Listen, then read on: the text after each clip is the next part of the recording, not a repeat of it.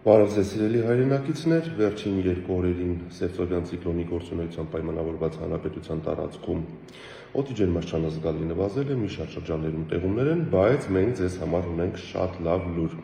Վաղվանից սկսած հոկտեմբերի 3-ից այդ ցիկլոնը ամբողջությամբ դուրս կգա մեր տարածաշրջանից, իր տեղը զիջելով հարավ-արևմուտքից արևադարձային լայնություններից ներթափանցող տաքոթային հոսանքներին,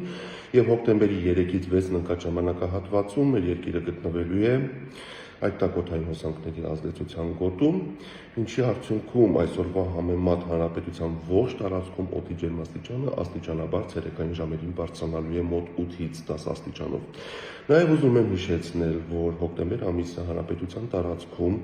կանխատեսվել է օդի ամսական միջին ջերմաստիճանը կլիմական նորմայից բարձր 1-ից 2 աստիճանով, տեղումների քանակը նորմայից պակաս, ինչը նշանակում է, որ մեզ սպասվում է տաք եւ սակավատեղում հոկտեմբեր։